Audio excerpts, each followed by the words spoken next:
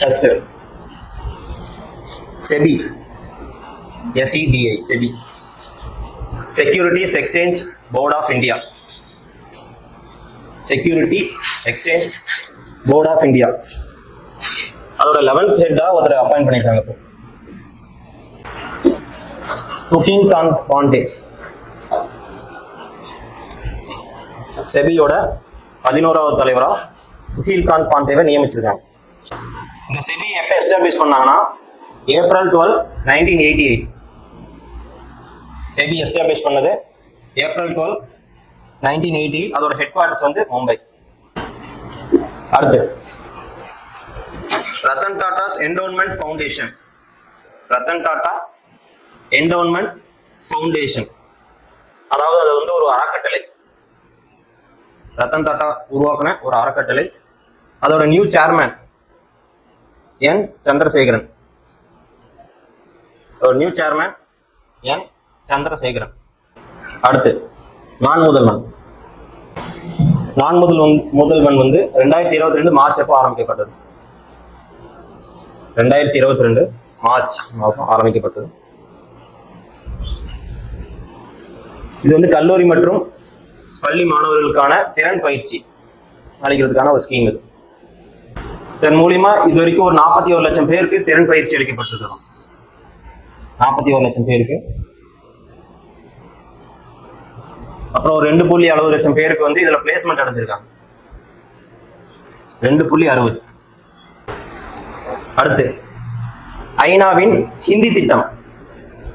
ஐநாவின் ஹிந்தி திட்டம் அதாவது என்னன்னா, ஐநால போடுற ரெசல்யூஷன்ஸ் எல்லாமே ஹிந்தியில மொழிபெயர்த்து ரிலீஸ் பண்றது. இது வந்து 2018 ஆரம்பிச்சாங்க. அது வந்து 2018 ஆரம்பிக்கும் போது ஒரு 5 வருஷத்துக்கு அதை எக்ஸ்டெண்ட் பண்ணியிருந்தாங்க. இப்போ வந்து மறுபடியும் ஒரு 5 வருஷத்துக்கு எக்ஸ்டெண்ட் பண்றாங்க, 2030 வரைக்கும். அடுத்து மகா கும்பமேளா. மகா கும்பமேளா வந்து இந்த சிவராத்திரியோட முடிஞ்சிருச்சு. இந்த மகா கும்பமேளா வந்து எத்தனை வருஷத்துக்கு ஒரு தடவை நடக்கும்? 144 வருஷத்துக்கு ஒரு தடவை. அப்படின்னா அடுத்த கும்பமேளா வந்து 2169 அப்ப இந்த மகா கும்பமேளா நடக்கும். அதாவது உங்க பேரோட பேரை அப்பதான் பார்ப்பாங்க. Busiest global airport.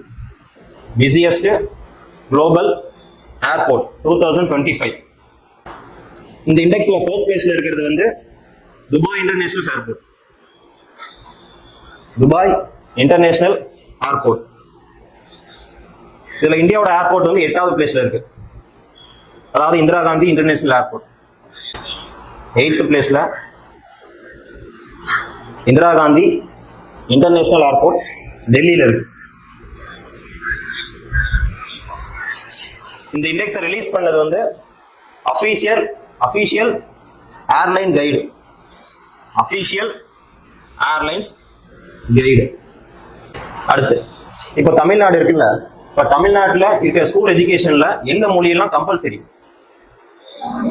தமிழ், அப்புறம் இல்லை, இங்கிலீஷ் மட்டும்தான் கம்பல்சரி. தமிழ் கம்பல்சரி கிடையாது. இப்போ வந்து 2025-26 இந்த கல்வியாண்டுல தெலுங்கானா வந்து அவங்களோட பள்ளிகள்ல தெலுங்கை வந்து கட்டாய பாடமா ஆக்கியிருக்காங்க. தெலுங்கானால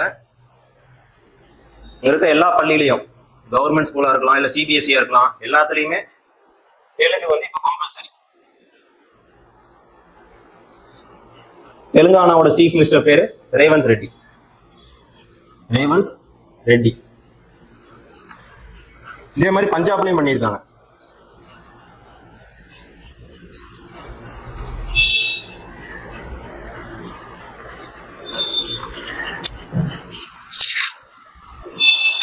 அடுத்து கோல்டன் கார்டு சிட்டிசன்ஷிப், அதாவது ஒரு விசா. இது வந்து எங்கன்னா அமெரிக்கா. இந்த விசா யார் கொடுப்பாங்கன்னா $5 மில்லியன் யாரெல்லாம் கொடுக்குறாங்க அவங்களுக்குலாம் கொடுப்பாங்க. $5 மில்லியன், அதாவது இந்திய மதிப்புல 43 கோடி ரூபாய். இதே அங்க வந்து கிரீன் கார்டுன்னு ஒண்ணு இருக்கும். கிரீன் கார்டு எதுக்குன்னா அது ஒரு வகையான சிட்டிசன்ஷிப் தான். அவங்க அந்த கார்டு வாங்கணும்னா நாம வந்து ஒரு 5 வருஷம் அங்க ஸ்டே பண்ணியிருக்கணும். அது மட்டும் இல்லாம ஒரு $1 million வந்து அங்க செலவு பண்ணிருக்கோம். அதே வந்து யூஏஇல இன்னொரு விசா ஒன்று கொடுத்துருக்காங்க, ப்ளூ விசா சிஸ்டம். யூஏஇல ப்ளூ விசா சிஸ்டம், அதாவது என்விரான்மெண்ட் சார்ந்த இன்வெஸ்ட்மெண்ட் பண்றவங்களுக்கு இந்த ப்ளூ விசா சிஸ்டம் கொடுத்தாங்க. என்விரான்மெண்ட் சார்ந்த இன்வெஸ்ட்மெண்ட் பண்றவங்களுக்கு. இதே யூஏஇலையும் கோல்டன் விசா இருக்கு. அங்க எப்படி கொடுப்பாங்கன்னா, ஒரு 5 crores வந்து நீங்க அங்க இன்வெஸ்ட்மெண்ட் பண்றீங்க அப்படின்னா உங்களுக்கு கோல்டன் விசா கொடுப்பாங்க. 72வது உலக அழகி போட்டி. 72வது உலக அழகி போட்டி எங்க நடக்க போகுதுன்னா இந்தியாவில் நடக்க போகுது. இந்தியாவில் பர்டிகுலரா தெலுங்கானா நடக்க போகுது. தெலுங்கானா இது வந்து இந்தியாவில் நடக்கிற 3வது உலக அழகி போட்டி. இதுக்கு முன்னாடி மும்பைல நடந்திருக்கு, டெல்லியில நடந்திருக்கு.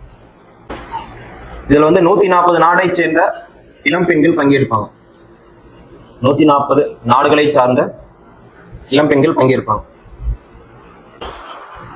எப்ப நடக்க போகுதுன்னா 2025 May 7 இருந்து 31 வரைக்கும். 2025 May 7 to 31. இதோட 71st உலக அழகி வந்து யாருன்னா கிறிஸ்டினா பிஸ்கோவா. அடுத்து ஆதித்யா L1. ஆதித்யா L1 இது எதுக்குன்னா சூரியனோட புறவெளியை ஆய்வு செய்யறதுக்காக இது வந்து அனுப்புனாங்க. இஸ்ரோ அனுப்புனாங்க சூரியனோட புறவெளியை ஆய்வு செய்யறதுக்காக. லான்ச் வெஹிக்கிள் வந்து PSLV C-51. PSLV C-51. இது வந்து ஏன் அந்த L1 அப்படிங்கிறதுனா, L1ன்றது ஒரு பாயிண்ட். சூரியன் கிட்ட நிறைய பாயிண்ட் இருக்கும். இப்ப சூரியன் எதுனா L1, L2, L3, L4 அப்படின்னு நிறைய இருக்கும். அதுல வந்து L1ல பிளேஸ் பண்றாங்க. அதனாலதான் அது L1. அது ஏன் பர்டிகுலரா அந்த L1 அப்படின்னா, சூரியனுக்கும் பூமிக்கும் நடுவுல அந்த ஈர்ப்பு விசை வந்து சமநிலையில் அங்கதான் இருக்கும். சூரியனுக்கும் பூமிக்கும் இருக்கிற அந்த ஈர்ப்பு விசை சமநிலையில அந்த L1ல இருக்கு. அதனால அந்த எர்த்தை சூஸ் பண்ணியிருக்காங்க. 2023 September 2ல லான்ச் பண்ணது. 2023 September 2 லான்ச். அந்த L1 பாயிண்ட்ல எப்போ பிளேஸ் பண்ணாங்கன்னா Jan 6 2024. Jan 6 2024. அந்த ஆதித்யால வந்து ஒரு 7 ஆய்வு கருவிகளை வச்சுதான் அனுப்பிச்சுட்டு இருக்காங்க. ஒரு 7 ஆய்வு கருவிகள். ஒவ்வொரு ஆய்வு கருவிகளுக்கும் தனித்தனி பெயர்கள் இருக்கு. அதுல ஒரு ஆய்வு கருவியோட பேர் வந்து சூட். சூட்னா solar ultra violet imaging telescope. Solar ultra violet imaging telescope. இது என்ன பண்ணிருக்குன்னா சூரியனோட ஒளி வெடிப்பை வந்து காட்சிப்படுத்தியிருக்கு. சூரியன்ல நடந்த ஒளி வெடிப்பை காட்சிப்படுத்தியிருக்கு. இதோட மற்ற ஆய்வு கருவிகள் அப்படி எழுதி போறேன். எழுதிக்கோங்க. VELC, SoLEXS, L1 OS, ASPEX, PAPA, digital magnetometer. Digital magnetometer. 2047ல நம்ம வந்து இந்தியா வந்து ஒரு வளர்ச்சி நாடா ஆகிறது ஒரு இலக்கா இருக்கு. அந்த வளர்ச்சி நாடு ஆகணும்னா நம்மளோட பொருளாதார வளர்ச்சி 7.8% இருக்கணும் அப்படின்னு உலக வங்கி சொல்லியிருக்காங்க. 7.8% இருக்கணும்ட்டு உலக வங்கி சொல்லியிருக்காங்க. 3வது காலாண்டில் நாட்டின் மொத்த உள்நாட்டு வளர்ச்சி வந்து 6.2%. 3வது காலாண்டுன்னா தெரியும்ல, Q3 எங்க சொல்லியிருக்கணும். அதாவது இந்த ஏப்ரல்ல இருந்து ஒரு 3 மாசத்துக்கு வந்து Q1, ஏப்ரல், மே, ஜூன். அப்புறம் ஜூனுக்கு அப்புறம் ஜூலை, ஆகஸ்ட், செப்டம்பர் வந்து Q2. அதுக்கப்புறம் அக்டோபர், நவம்பர், டிசம்பர் இது வந்து Q3. இந்த Q3யோட GDP growth வந்து 6.2%. Q2 ஓடது வந்து 5.6. Q2 ஓடது 5. மத்திய மின்துறை தரவரிசை. மத்திய மின்துறை தரவரிசை. இதுல தமிழ்நாடு மின் வாரியத்தோட இடம் வந்து 48வது பிளேஸ். தமிழ்நாடு மின் வாரியத்தோட பொசிஷன் வந்து 48th பிளேஸ். 48th பிளேஸ் மட்டும் இல்லாம ஒரு கிரேடு கொடுப்பாங்க. A கிரேட், C கிரேட் அந்த மாதிரி இருக்குல்ல. அதுல வந்து இந்த 48th பிளேஸ்க்கு வந்து C- கிரேடு.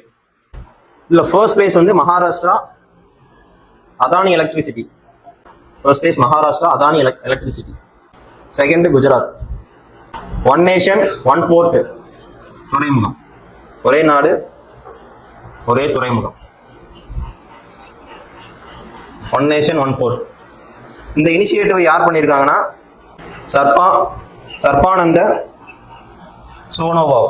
சர்பானந்த சோனோவால் அவர் யாருன்றதை பார்த்துக்கோங்க. சர்பானந்த சோனோவால். இது வந்து எதுக்கான ஒரு இனிஷியேட்டிவ்னா துறைமுகங்களை நவீனப்படுத்தணும். துறைமுகங்களை நவீனப்படுத்தணும். துறைமுகங்களோட செயல்பாட்டை வந்து ஒழுங்குபடுத்தணும். துறைமுகங்களோட செயல்பாட்டை ஒழுங்குபடுத்தணும். இது அதோட நோக்கம். CISF ரீஜனல் ட்ரைனிங் சென்டர் வந்து சென்னை அரக்கோணம்ல இருக்கு.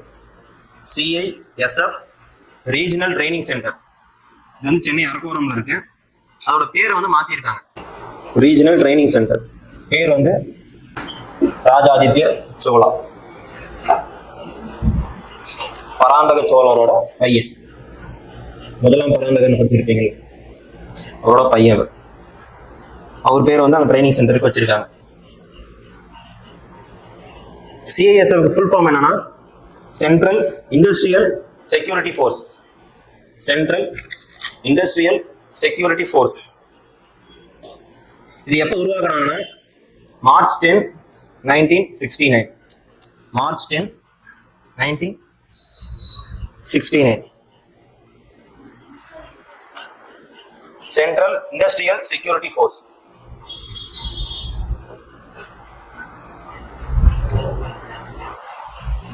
இந்த CISF வந்து இந்த ஏர்போர்ட்லாம் இருப்பாங்க. செக்யூரிட்டி கார்டு செக்கிங்லாம் பண்றாங்களா, அவங்களையும் வரும். அடுத்து தமிழக அரசால்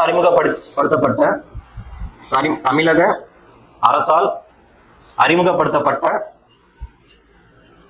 போதை ஒழிப்பு மற்றும் மறுவாழ்வு மையம். அதாவது தமிழ்நாடு கவர்மெண்டால் உருவாக்கப்பட்ட இந்த போதை ஒழிப்பு மற்றும் மறுவாழ்வு மையத்தோட பேர் வந்து என்னன்னா கலங்கரை. நியூசிலாந்து, ஆஸ்திரேலியாவிலாம் பிரீஸ்ட் கேன்சர் அதிகமா இருக்குன்னு சொல்றாங்க. பிரீஸ்ட் கேன்சர், மார்பக புற்றுநோய். New Zealand, Australia.